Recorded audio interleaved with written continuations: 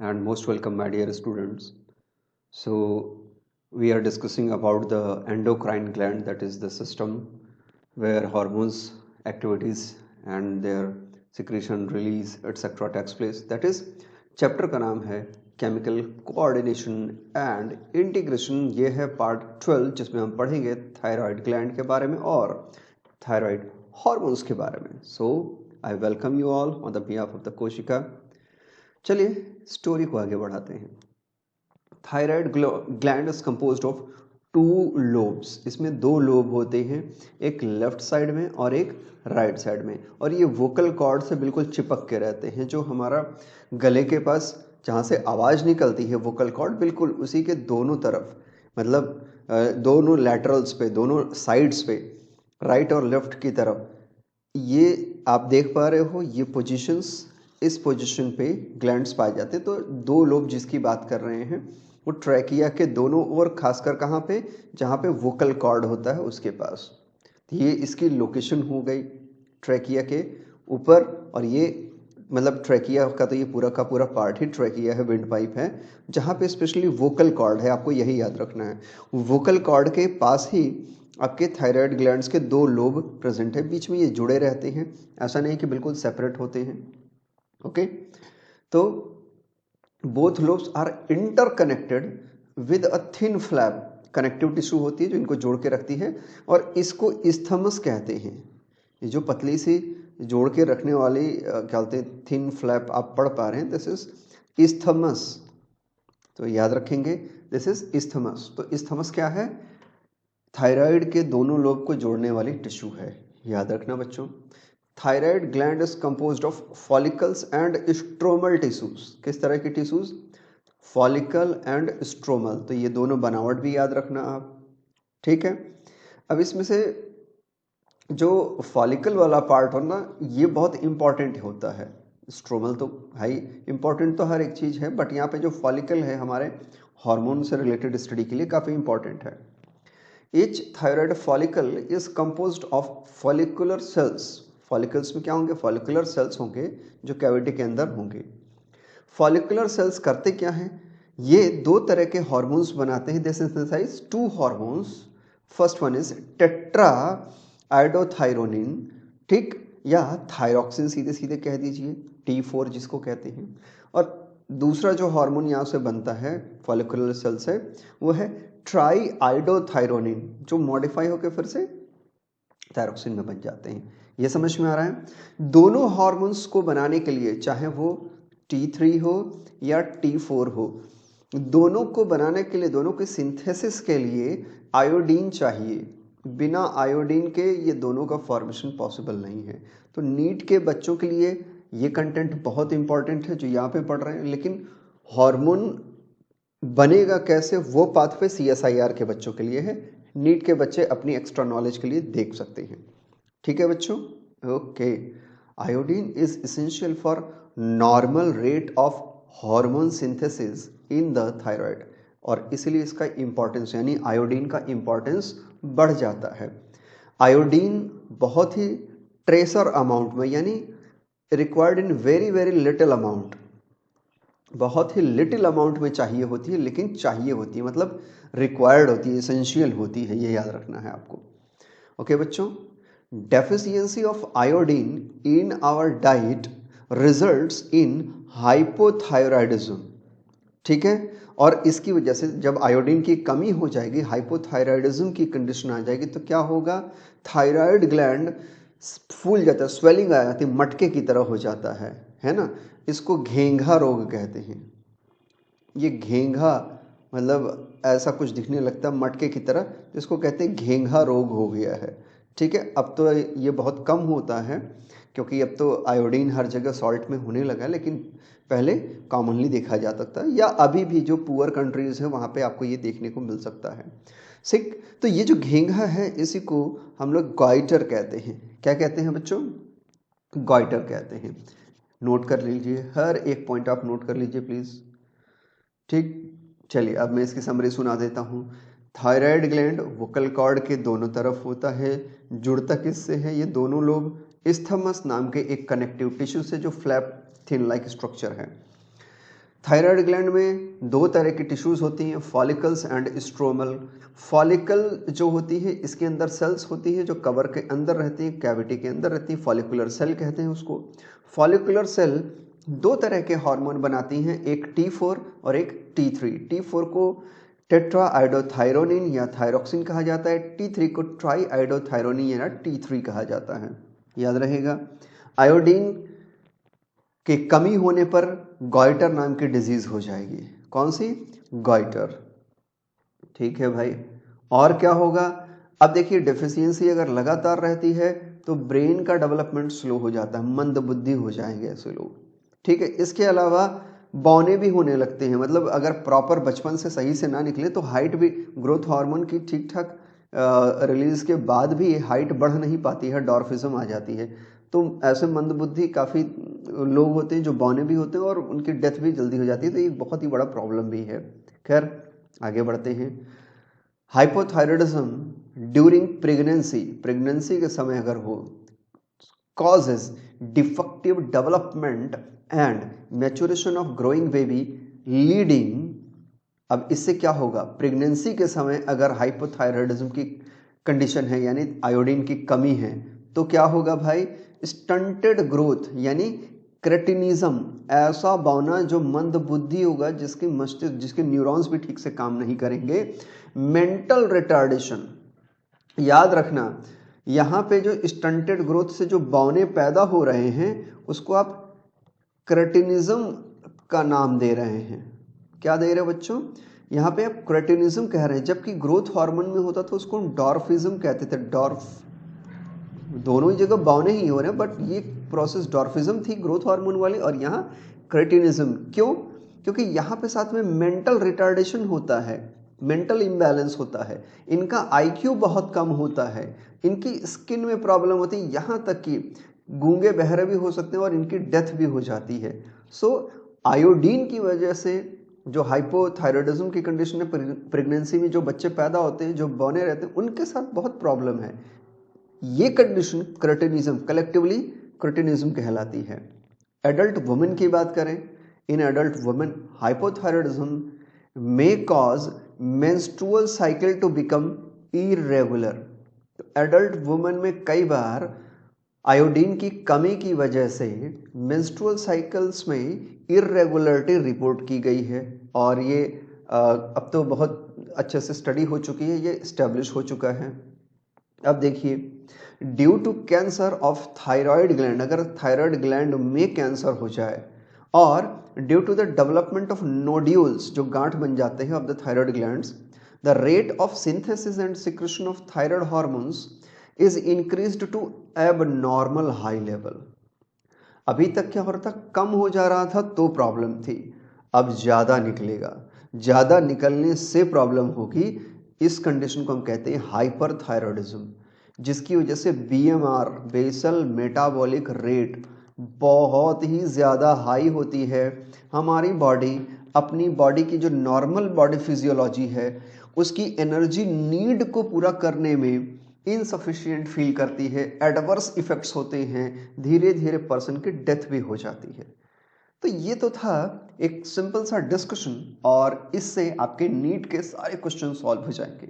अब जो बच्चे यहाँ CSIR नेट के लिए बैठे हुए हैं, तो नेक्स्ट जो कुछ डिस्कशंस होंगे उन्हीं के लिए होंगे। रेडी हैं आप लोग? ओके, चलिए फिर।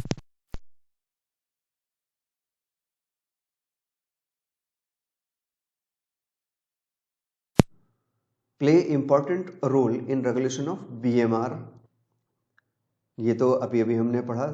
रेड ब्लड सेल के फॉर्मेशन को ये सपोर्ट करते हैं। Thyroid hormone controls metabolism of carbohydrate, protein, fat, कुल मिला के मेटाबॉलिक एक्टिविटी को ही कंट्रोल करते हैं ये। Maintenance of water and electrolyte balance is also influenced by these hormones, जो T3 एंड T4 है, खासकर उसमें से thyroxine. Thyroid gland also secrete a protein hormone, और ये है वेरी वेरी इंपॉर्टेंट। ठीक है, नोट कर लीजिएगा कि प्रोटीन हार्मोन भी निकलता है, विच इज कॉल्ड थायरोकैल्सिटोनिन। अब इसको बहुत सारे लोग याद ही नहीं करते हैं, केवल T3 T4 पढ़ते हैं। तो थायरोकैल्सिटोनिन भी सिक्रेट करता है थायराइड ग्लैंड विच रेगुलेट्स, अब ये क्या करता है, कैल्सिटोनिन है मतलब कैल्शियम, ब्लड कैल्शियम को रेगुलेट करता है, which regulates the blood calcium. कैसे बनता होगा, है ना, अभी तक हम यही तो सोच रहे थे कैसे बनता होगा। देखो बच्चों, इस फिगर से और आगे भी एक दो फिगर मैं दिखाऊंगा, वहां डिस्कस करेंगे और आपको अच्छे से समझ में आएगा कैसे बनता होगा। देखो ये जो पोर्शन आप देख पा रहे हो बीच वाला जो हिस्सा है, this is called colloid, thyroid gland के अंदर का हिस्सा है। ठीक, आपको पता है कि यहाँ पे दो तरह की टिश्यूज होंगी थायराइड ग्लैंड में, फॉलिकुलर और स्ट्रोमल। तो फॉलिकुलर पे हम फोकस करते हैं। अब ये जो थोड़े से पर्पल कलर वाले, लाइट पर्पल कलर के टिश्यूज दिख रहे हैं, ये थायराइड फॉलिकल सेल्स यानी उसी टिश्यू के सेल्स हैं। ठीक, इसी को, इस पिक्चर को ही बहुत बड़ा सा एनलार्ज करके यहाँ दिखाया गया है। ओके, यानी ये जो बड़ी सी आप स्लाइड देख पा रहे हो, इस छोटे से पिक्चर का एनलार्ज्ड व्यू है। तो आइए देखते हैं बच्चों। कोलॉइड जो कि इन ल्यूमेन ऑफ फॉलिकल, ठीक है, कोलॉइड जो कि बीच में है, ये टिश्यू के बीच वाला जो हिस्सा है, यहीं पे कोलॉइड बन रहा है। अब इस कोलॉइड में क्या होगा उसका हम समझेंगे कि क्या होने वाला है। उसके पहले आइए ये जो कोई एक सिंगल सेल ले लीजिए, उस सिंगल सेल के अंदर क्या हो रहा है उसको समझते हैं। तो ये है जो यहाँ पे पूरी प्रोसेस होने वाली है। ये प्रोसेस कहाँ हो रही है, फॉलिकुलर सेल के अंदर। ये क्या है बच्चों, ये फॉलिकुलर सेल है, ये ब्लड की कैपिलरी है और ये कोलॉइड वाला रीजन है। चलो समझते हैं। पहले, सबसे पहले स्टेप में क्या होगा कि thyroglobulin is synthesised and discharged into the follicle lumen. ये प्रोसेस मैंने आपको पिछली स्लाइड्स में भी समझाया था, यानी पीछे जो हार्मोन्स हमने पढ़े थे, पर यहाँ पे डिटेल में समझते हैं।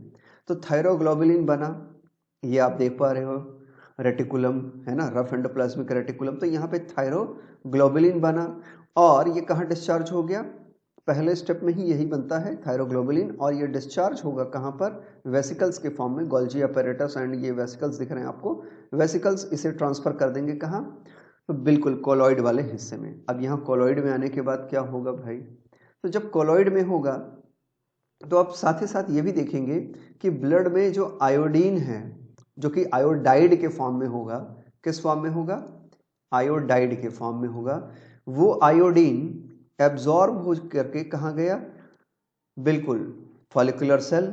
फॉलिकुलर सेल में इसकी ट्रैपिंग हुई, जिसको कि एक्टिव अपटेक कहते हैं आयोडाइड का, और इसकी ट्रैपिंग होने के बाद किसकी, आयोडाइड की, इसका ऑक्सीडेशन हुआ, जिसकी वजह से ये एक्टिव फॉर्म ऑफ आयोडीन में कन्वर्ट हो गया। अब ये जो एक्टिव आयोडीन है ये ट्रांसफर हो जाएगा कहाँ, कोलॉइड में। कोलॉइड में पहले से थायरोग्लोबुलिन ट्रांसफर हो चुके हैं, और थायरोग्लोबुलिन के साथ कौन ट्रांसफर हो गया बच्चों यहाँ पर, यस, आयोडीन, एक्टिव आयोडीन। तो अब कोलॉइड के अंदर क्या क्या है, एक तो थायरोग्लोबुलिन, दूसरा आयोडीन जो कि एक्टिव फॉर्म में है। जैसे ही ये दोनों सफिशिएंट अमाउंट में कोलॉइड में पहुंचेंगे तो क्या होगा, iodine enters follicle lumen where it is attached to tyrosine, किससे जुड़ेगा, टायरोसिन इन कोलॉइड, जिसकी वजह से डीआईटी और एमआईटी बनेगा। ठीक है, फॉर्मिंग डीआईटी एंड एमआईटी। पिछले वाले लेक्चर में जो हार्मोन का लेक्चर मैंने दिया था उसमें मैंने आपको अच्छे से ये समझाया था। तो डीआईटी एमआईटी बन गए भाई, यानी एक आयोडीन, दो आयोडीन, तीन आयोडीन, इस तरह से जुड़ते जाएंगे तो डीआईटी, एमआईटी, टीआईटी इस तरह से ये बनते चले जाएंगे। जब एक जुड़ेगा तो मोनो आयोडीन थायरोग्लोबुलिन वाला क्या कहते हैं सोल्यूशन बनेगा। फिर दो आयोडीन जुड़ेंगे तो डाई आयोडीन या डाई आयोडाइड थायरोग्लोबुलिन, ये वाला कॉम्बिनेशन बनेगा। तो इसी को एमआईटी डीआईटी कह रहे हैं, तो आप कंफ्यूज नहीं होना। अब देखिए यहाँ पे क्या होगा कोलॉइड के अंदर कि थायरोग्लोबुलिन तो है ही, आयोडीन भी है। अब ये स्टेप वाइज मैनर में जुड़ना शुरू करें, पहले एक, फिर एक और, फिर एक और, इस तरह से ये लोड होते चले जाएंगे। तो एमआईटी और डीआईटी बने। अब देखिए एमआईटी और डीआईटी दोनों अलग अलग तरीके से आपस में कॉम्बिनेशन करेंगे। जब एमआईटी या डीआईटी बन गए तो इसी को थायरोग्लोबुलिन कोलॉइड के फॉर्म में कहा जाता है, इसलिए पूरा एरिया जो है कोलॉइड के नाम से जाना जाता है। ठीक, अब अगर दो डीआईटी आपस में जुड़ते हैं तो ये बनाएंगे T4, क्या बना लेंगे, T4।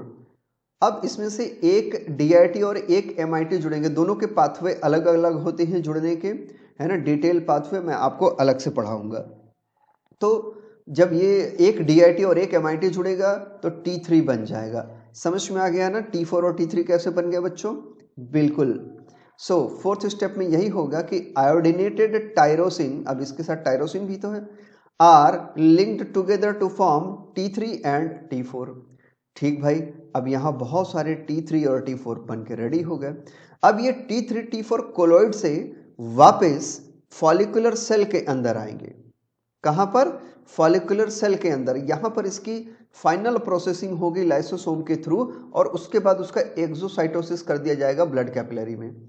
तो चलिए, जब ये कोलॉइड से T3 और T4 जो कि अभी टायरोसिन से लिंक हैं, जब वो फॉलिकुलर सेल में आते हैं तो क्या होगा? Thyroglobulin colloid is endocytosed and combined with lysosome, और लाइसोसोम में जाने के बाद लाइसोसोमल एंजाइम्स T3 और T4 को सेपरेट करते हैं, थायरोग्लोबुलिन को अलग करते हैं, और इस तरह से जो क्या बोलते हैं फॉर्म्ड T3 एंड T4, सिर्फ T3 और T4 यानी try iodo and tetra iodo pure, उसको ब्लड स्ट्रीम में रिलीज करते हैं। तो लाइसोसोम में फाइनल पैकेजिंग हुई। यहाँ पर क्या कहते हैं लाइसोसोम के जो एंजाइम्स हैं उन्होंने क्लीव किया T3 एंड T4 को, किससे अलग कर लिया? थायरोग्लोबुलिन कोलॉइड से अलग कर लिया, और जो T3 और T4 हार्मोन्स बने उसको डिफ्यूज करके ब्लड कैपिलरी में पहुंचा दिया। जाओ भाई अपना काम करो, T3 और T4 अपना काम करो। ये तरीका है सिंथेसिस का T3 एंड T4 हार्मोन्स के बनने का। बहुत आसान था, एकदम आसानी से समझ में आ गया होगा। ठीक है, इसी चीज को मैं थोड़ा सा यहाँ पे रीड आउट कर देता हूँ ताकि आपके दिमाग में इमेज भी बना रहे और आपके पास नोट्स भी मेंटेन रहे। The thyroid hormones are created from thyroglobulin. This is a protein within the colloid in the follicular lumen, जो फॉलिकल टिश्यू के बीच में जो जगह है वहां पे तो कोलॉइड के फॉर्म में पड़ा रहता है। That is originally created with in the rough endoplasmic reticulum. किसकी बात कर रहा है? थायरोग्लोबुलिन कहाँ बना? एंडोप्लाज्मिक रेटिकुलम, फिर वहां से वो पैकेज्ड फॉर्म में गोल्जी अपैरेटस से बाहर वेसिकल्स के रूप में ये पैकेज हो गया, पैकेज्ड होके कहाँ चला गया? जो फॉलिकुलर ल्यूमेन है जिसको कि कोलॉइड भी कहा जा रहा है, वहां पर कोलॉइड में चला गया। थायरोग्लोबुलिन की बात करें तो ये 123 यूनिट ऑफ टायरोसिन से बना हुआ है। इसीलिए कहीं कहीं आप पीछे देख रहे होंगे टायरोसिन से आयोडीन जुड़ जा रहा है। टायरोसिन से जुड़ने का मतलब क्या है? इस थायरोग्लोबुलिन की ही तो बात कर रही है। तो ये 123 यूनिट्स ऑफ टायरोसिन से मिलके बना होता है विच reacts with iodine in follicular lumen. Iodine is essential for the production of thyroid hormone, आपको पता ही है। लेकिन आयोडीन जब हमारी बॉडी में आता है तो आयोडाइड के फॉर्म में रहेगा। इसको एक्टिव करने के लिए which is taken up in the follicular cells by sodium iodide symporter. Note कर लो, जितने CSIR के स्टूडेंट हैं उनके लिए ये पार्ट बी का बहुत एसेंशियल क्वेश्चन बनता है कि कौन सा सिम्पोर्टर है जो आयोडीन को इनटेक करता है, फॉलिकुलर सेल के अंदर ले जाता है। So it is what? Sodium iodide symporter. क्या बच्चों? Sodium iodide symporter. So this is an ion channel जिसपे कि सोडियम आयोडाइड के प्रोटीन क्या बोलते हैं वो पोर्टर्स प्रेजेंट होते हैं, और जिस तरफ सोडियम जा रहा होता है उसी के साथ साथ इस तरफ ये हो गया सोडियम जा रहा है, उसी के साथ साथ आयोडाइड भी ट्रांसफर हो जाता है। तो सोडियम आयोडाइड सिम्पोर्टर के थ्रू ये आसानी से अंदर चले जाते हैं। इस तरह से आयोडीन का अपटेक हो जाता है। आयोडीन जब सेल के अंदर जाता है वहां से उसको प्रोसेस करके then iodine then travels within the cell into the lumen. वहां से उसको कहाँ बढ़ा दिया जाता है? ल्यूमेन की ओर, एक्टिव फॉर्म में बढ़ा दिया गया थ्रू द एक्शन ऑफ पेंड्रिन। मतलब कि जो फॉलिकुलर सेल है उससे कहाँ जाना है, ल्यूमेन की ओर। तो ल्यूमेन में किसके जरिए जाएगा, तो पेंड्रिन के जरिए जाएगा। नोट कर लो बच्चों इसको भी, कौन सा है यहाँ पे, पेंड्रिन। अब पेंड्रिन क्या है भाई, तो ये आयोडाइड क्लोराइड एंटीपोर्टर है। मतलब अगर आप ध्यान से समझ पा रहे हैं तो मैं आपके लिए एक ऐसा बना देता हूँ। चलो, ये हो गया ब्लड कैपिलरी, ठीक, ये हो गई आपकी सेल, और ये हो गया ल्यूमेन जहाँ की कोलॉइड होता है, जिसको कि वहाँ पे कोलॉइड लिखा था, ठीक है। अब इसमें जो आयोडीन है वो है आई नेगेटिव यानी आयोडाइड के फॉर्म में। क्लियर हो रहा है? ओके। अब ये जो आयोडाइड है इसको जाना है फॉलिकुलर सेल्स में, ये है फॉलिकुलर सेल्स। लेकिन इसको जाने के लिए कुछ तो चाहिए।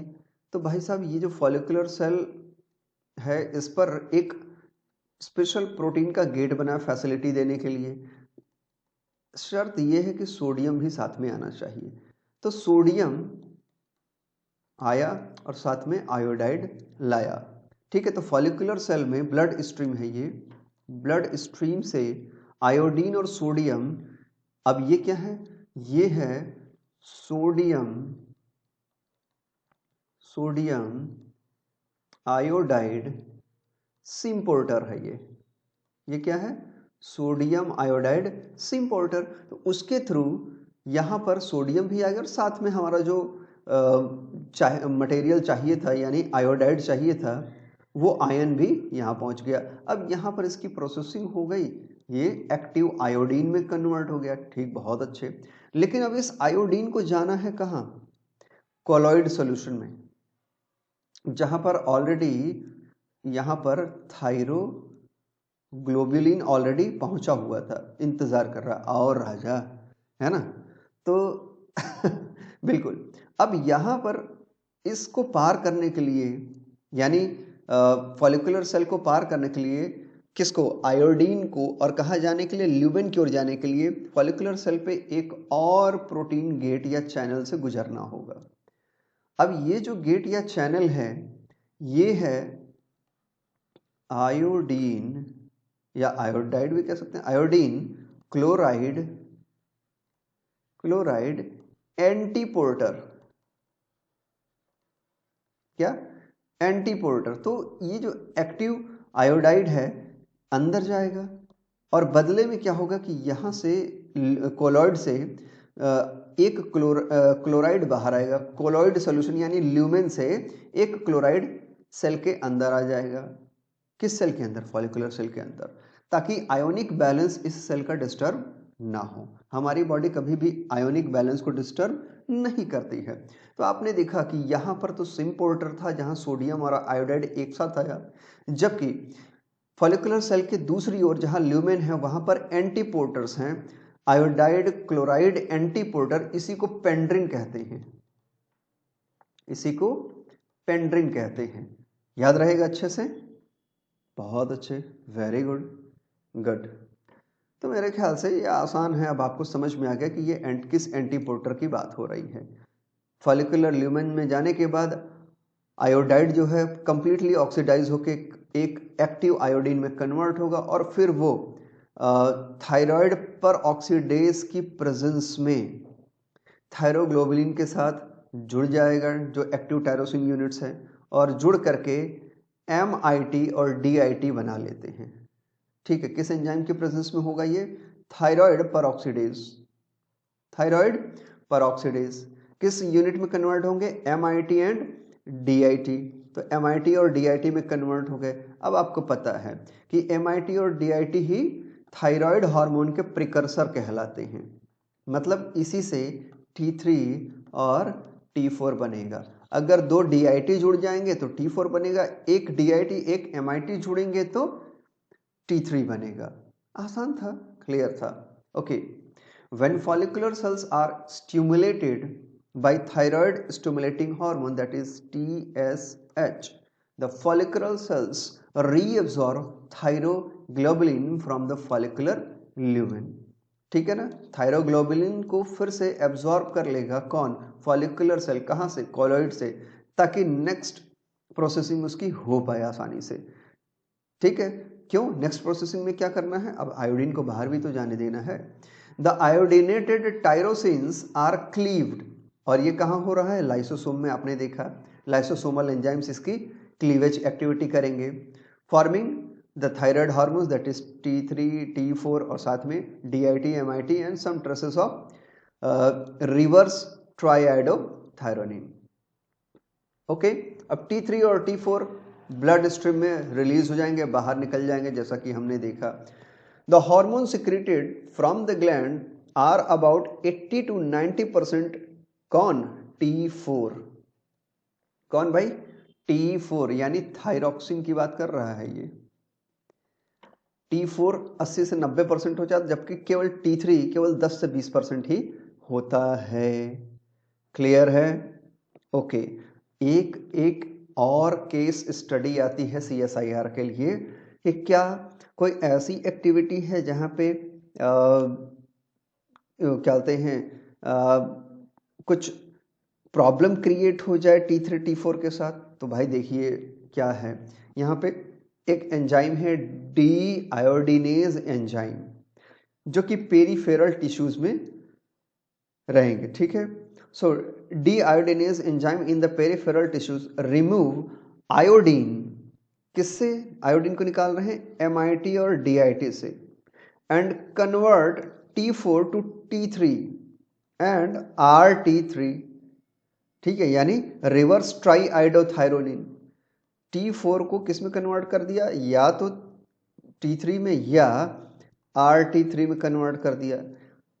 ये प्रॉब्लम है। This is a major source of both RT3 and T3 in peripheral tissues. तो पेरिफेरल टिश्यूज में जहां कहीं भी T4 की आवश्यकता नहीं है, जबकि ये ज्यादा अमाउंट में रिलीज होता है, मान लीजिए कि केवल T3 रिक्वायर्ड है, तो वहां पर कौन काम कर रहा है भाई?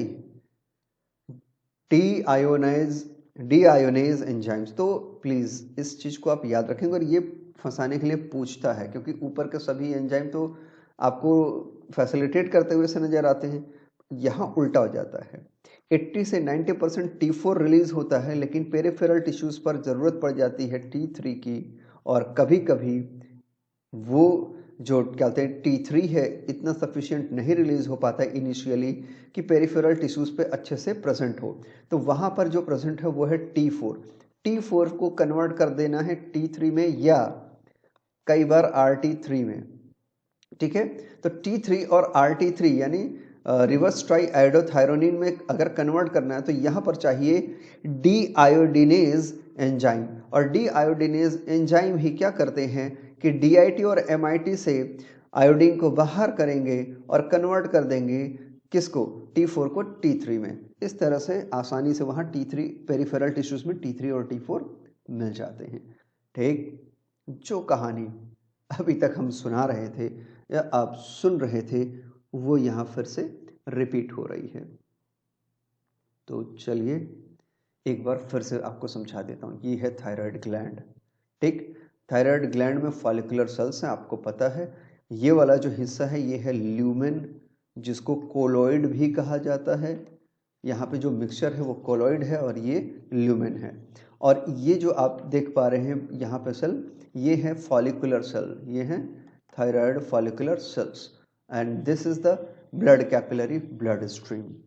ओके, अब अगर ध्यान से आप सब कुछ देख पा रहे हैं, विजुअलाइज हो रहा है, क्योंकि ये फिगर पिछले फिगर से कुछ ज़्यादा ठीक ठाक है, तो आप देख पा रहे हैं कि ये जो ल्यूमेन है या जिसको आप कोलोइड कह रहे हैं, यहाँ पर अलग अलग मॉलिक्यूल्स अलग अलग तरीके से कपलिंग डिकपलिंग करते हुए से नजर आ रहे हैं। जैसे ये TG का मतलब है यहाँ पर थायरोग्लोबुलिन। तो थायरोग्लोबुलिन यहाँ आप देख पा रहे हैं न्यूक्लियस ने ऑर्डर दिया और एंडोप्लाज्मिक रेटिकुलम ने बनाया, भाई सिग्नल्स आ रहे हैं, सेल सिग्नलिंग हो रही है। इस तरह से थायरोग्लोबिन का सिक्रेशन हुआ through the rough endoplasmic reticulum, ये पैकेट में आए, पैकेजिंग हुई और ये फिर एक्सोसाइटोसिस हो गए किस तरफ? ल्यूमेन की ओर, यानी कोलोइड पोर्शन की ओर। अब थायरोग्लोबुलिन यहाँ पे आ गए। थायरोग्लोबुलिन पे आप देख पा रहे हैं OH OH OH टर्मिनल्स आपको चार तरफ मिल रहे हैं। इसकी प्रोसेसिंग हो गई, ठीक, अब प्रोसेसिंग होगी तो किसके साथ होगी भाई? अब इसका आयोडीनेशन होना है, आयोडीनेशन की प्रोसेस में आयोडीन जुड़ेगा, समझ रहे हैं? किस में? थायरोग्लोबुलिन में। थायरोग्लोबुलिन क्या है? टायरोसिन मॉलिक्यूल से बना है, अप्रोक्सीमेटली 123 मॉलिक्यूल ऑफ टायरोसिन है, ठीक। अब इसी का ये मॉलिकुलर स्टाइल या क्या कहते हैं रिबन मॉडल बना हुआ है। अब यहाँ पर आप देख पा रहे हैं कि आयोडीन जुड़ते जा रहे हैं, 1 2 1 2, इस तरह से ये दिख पा रहा है, हर एक मॉलिक्यूल के साथ जुड़ते जा रहे हैं ना, बिल्कुल। तो इस तरह से ये दो दो करके जुड़ते जा रहे हैं, तो MIT और DIT का फॉर्मेशन हो रहा है जुड़ने की वजह से। क्लियर? ओके। अब यहाँ पे क्या बोलते हैं, अब ये जो मॉलिक्यूल है, अब ये मॉलिक्यूल है क्या? तो ये मॉलिक्यूल DIT MIT है। बनने के बाद इसका एंडोसाइटोसिस होगा, यानी फॉलिकुलर सेल के अंदर फिर से जाना है, फिर इसकी पैकेजिंग होगी, प्रोटियोलिटिक एंजाइम। अब ये क्या होगा? ये आपका लाइसोसोम एक्टिविटी करेगा, लाइसोसोमल एक्टिविटी होगी इसके साथ, जिसकी वजह से इसकी कंप्लीट प्रोसेसिंग होगी। प्रोटीन यूनिट को यहाँ से हटा दिया जाएगा, केवल T3 या T4 बचेगा, और वो फिर ट्रांसपोर्टर के थ्रू पार करके ब्लड स्ट्रीम में चले जाएंगे। तो ये क्लियर कट आइडिया दिया हुआ था। साथ में यहाँ पे कुछ और ट्रांसपोर्टर थे जो अननोन नेचर के आपको दिखाए गए हैं, यानी अभी भी डिस्कवरीज में है। फ्यूचर में आप कर सकते हैं, बिल्कुल करिए। इतना ही था, यही एक सिंपल सा स्टेप आपको समझना था। इसके पिछले वाले में भी आपने बहुत अच्छे से समझ लिया होगा। यहाँ भी कुछ सिंपोर्टर्स हैं, आपको सिर्फ एक्स्ट्रा रिबन मॉडल दिखाने के लिए फिगर लगाया था और रिवीजन कराने के लिए, ताकि मैं एक बार बोलूँ तो आपको फिर से याद हो जाए। मेरे ख्याल से आपको थायराइड ग्लैंड और थायराइड हार्मोन से रिलेटेड कोई भी क्वेश्चन सॉल्व करने में कोई भी प्रॉब्लम नहीं आएगी। स्टिल अगर आती है so you can message me, आप यहाँ कमेंट बॉक्स में मैसेज कर दीजिए, मैं रिप्लाई जरूर करूँगा। Thank you, God bless you.